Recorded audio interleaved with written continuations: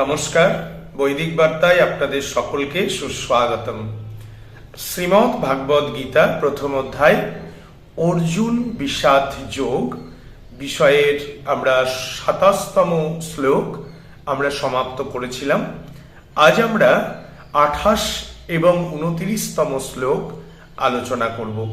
আসুন, শ্রীমদ্ ভাগবত গীতায় আমরা শেষ পর্যন্ত জেনেছিলাম যে অর্জুন যুদ্ধক্ষেত্রে অবতীর্ণ হয়ে তিনি তার বন্ধু বান্ধবদের যখন তিনি দেখলেন এবং তার আত্মীয় পরিজনদের দেখে তিনি অত্যন্ত ব্যথিত হয়েছেন, তিনি অত্যন্ত মানসিকভাবেও বিধ্বস্ত হয়ে পড়েছেন। ঠিক এর পরের বন্ধু স্নেহের জন্য অর্জুনের যেই অবস্থা তার তিনি নিজেই কিভাবে বর্ণনা করছেন এবং অর্জুনের শরীরের যে দুরাবস্থা সেটাও তিনি এই আলোচনার মধ্যে রেখেছেন। আসুন আমরা অবলোকন করি বা দেখি বা অধ্যয়ন করি কি অর্থ এখান থেকে উঠে আসে। অর্জুন বললেন, দৃষ্টেমং স্বজনং কৃষ্ণ যজুৎসুং সমুপস্থিতম সীদন্তি মম গাত্রাণি মুখং চ পরিশুষ্যতি বেপথুশ্চ শরীরে মে রোমহর্ষশ্চ জায়তে। অর্জুন তার শরীরের সেই সময়ের উদ্ভূত পরিস্থিতি, কিভাবে তিনি মানসিকভাবে বিধ্বস্ত, তার শারীরিক অবস্থাও যে কতটা সংকুল সেই বিষয়ে তিনি বলছেন। আসুন আমরা অর্থ জানবার চেষ্টা করি।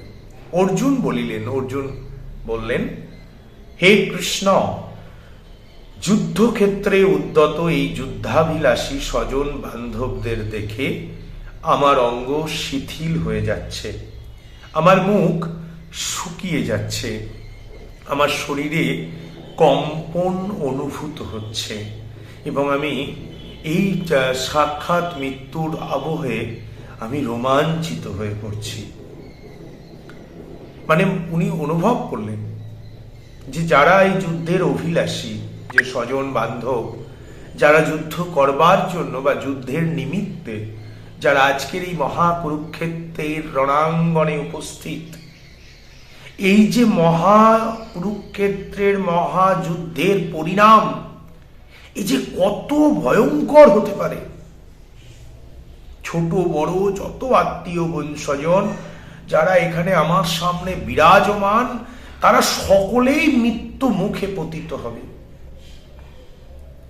আর এই কথা অর্জুনের হৃদয়ে যখনই এই ধরনের চিন্তন বা এই ধরনের মনন যখন তার শরীরের মধ্যে চিন্তনের মধ্যে আসছে, হ্যাঁ, এবং তার মনের মধ্যে মর্ম পীড়া দেখা দিচ্ছে এবং হৃদয়ে ভয়ঙ্কর দহন, হ্যাঁ, এবং তিনি ভয় উৎপন্ন হচ্ছেন।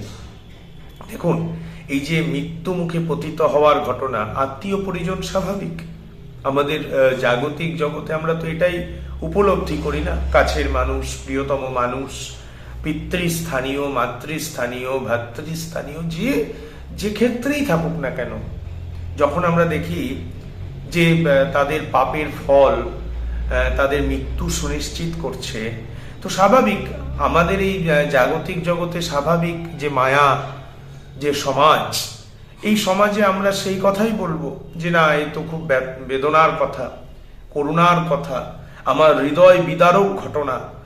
তো সেটাই অর্জুনের মধ্যে সেই মর্মপীড়া, বা যদি আপনি এভাবেও ভাবেন, তার হৃদয়ের একটা ভয়ঙ্কর দহন হচ্ছে, অর্থাৎ হৃদয়ে জ্বালা হচ্ছে এবং তিনি একটা ভয়, একটা অলীক ভয় তাকে গ্রাস করছে।